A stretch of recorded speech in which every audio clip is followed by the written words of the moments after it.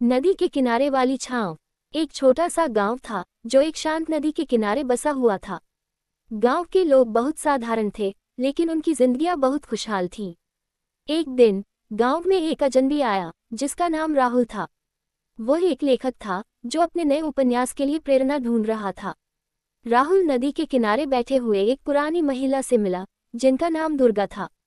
दुर्गा की आंखों में अजीब सी गहराई थी, जैसे वह सदियों से कुछ देख रही हो। वह अपने दिन बिताने के लिए नदी के किनारे आती थी। राहुल ने उनसे पूछा, आप यहाँ हमेशा बैठी रहती हैं? दुर्गा मुस्कुराई और बोली, यह नदी तुम्हें अपनी कहानी सुनाएगी, अगर तुम सही से सुन सको। दुर्गा ने राहुल को एक कहानी सुनानी शुरू की जो उसने बहुत साल पहले सुनी थी। यह नदी, वह बोली, खुद एक कहानी है। यह अपनी धारा में उन सबका अतीत बहाकर ले जाती है जो इसकी गहराई में डूबकर खो जाते हैं। लेकिन कुछ खास लोग जैसे तुम इसे समझ सकते हो। राहुल की दिलचस्पी और बढ़ गई। उसने पूछा, क्या इसका कोई रहस्य है? दुर्गा हंसी और कहा, यह तुम्हारे भीतर है, अगर तुम जानना चाहते हो। रात को राहुल को एक अजीब सा सपना आया। वह नदी के किनारे था, लेकिन पानी के भीतर उसे एक और दुनिया नजर आ रही थी। वहां लोग, जिन्हें उसने कभी नहीं देखा था, खुश थे। राहुल ने महसूस किया कि वह उन लोगों से कुछ समझने की कोशिश कर रहा था। तभी उसकी आंखें खुल गईं। वह बिस्तर पर पसीने से भीगा हुआ था, लेकिन उसकी नजरें चमक रही थीं। उसे समझ में आ गया था कि यह नदी सिर्फ पानी नहीं, बल्कि विचारों और कहानियों का एक विशाल स्रोत थी। अगले दिन सुबह राहुल फिर से नदी के किनारे दुर्गा से मिलने आया। उसने सपना बताया और पूछा, क्या वह सपना कोई संदेश था?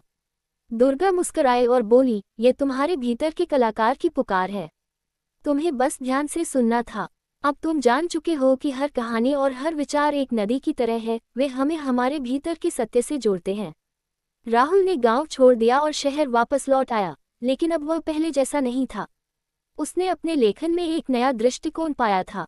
जब भी वह लिखता, उसे नदी के किनारे की छांव याद आती, और वह जानता था कि वह कभी भी उस जगह को छोड़ नहीं सकता था, क्योंकि वह जगह अब उसके भीतर बस चुकी थी। कुछ महीनों बाद राहुल ने अपना पहला उपन्यास पूरा किया, जिसका नाम था नदी के किनारे वाली छांव। वह जानता था कि यह उपन्यास केवल एक कहानी नहीं थी, बल्कि एक यात्रा थी जो उसने नदी के किनारे की छांव में की थी।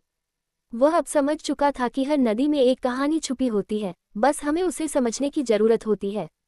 राहुल ने अपनी किताब प्रकाशित की और वह अब एक प्रसिद्ध लेखक बन चुका था।